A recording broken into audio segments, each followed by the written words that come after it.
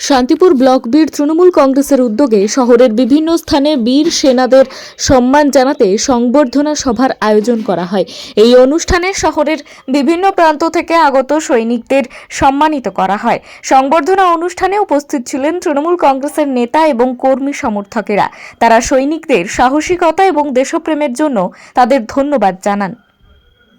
কাজ করেছে পাকিস্তানের বিরুদ্ধে আমাদের ভারতীয় সেনারা যেভাবে লড়াই করেছে তাদেরকে কুর্নিশ জানাবার জন্য এবং যারা এই যুদ্ধে শহীদ হয়েছেন এবং যারা নিরীহ সিভিলিয়ান যারা ওখানে পর্যটক হিসাবে গেছিলেন তাদের প্রতি শ্রদ্ধা জানাবার জন্য আমাদের জননেত্রী মমতা বন্দ্যোপাধ্যায় আমাদেরকে নির্দেশ দিয়েছেন গতকাল থেকে।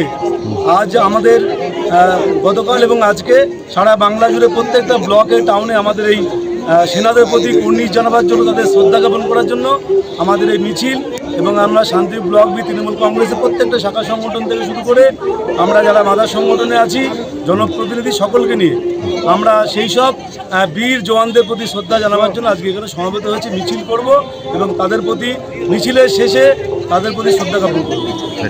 উল্লেখ্য, শান্তিপুর ব্লক বি তৃণমূল কংগ্রেসের পক্ষ থেকে এই ধরনের অনুষ্ঠান নিয়মিত আয়োজন করা হয়ে থাকে, যাতে নতুন প্রজন্ম সৈনিকদের অবদান সম্পর্কে জানতে পারে এবং দেশপ্রেমে উদ্বুদ্ধ হয়। সংবর্ধনা শেষে সৈনিকদের হাতে স্মারক এবং উপহার তুলে দেওয়া হয়। অনুষ্ঠানটি শহরের বিভিন্ন প্রান্তের বাসিন্দাদের মধ্যে ব্যাপক সাড়া ফেলে বলেই অনুমান তৃণমূল কর্মী সমর্থকদের। শুধু আমরা নয়, ভারতবর্ষের প্রত্যেকটি মানুষ এই ব্যাপারে শহীদদের প্রতি শ্রদ্ধা নিবেদন করেছেন।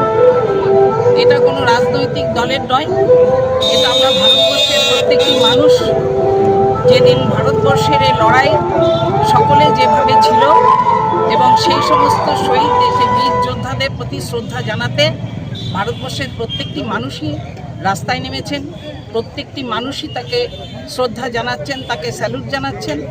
আমরাও এই এলাকার মানুষ, আমরাও সেই সঙ্গে আমরাও সেই বীর শ্রদ্ধাদের বীর শহীদদের প্রতি এবং সেনানীদের প্রতি সেনাবাহিনীর প্রতি আমাদের শ্রদ্ধা জ্ঞাপন করছি আজকে। ব্যুরো রিপোর্ট, সময় 24x7।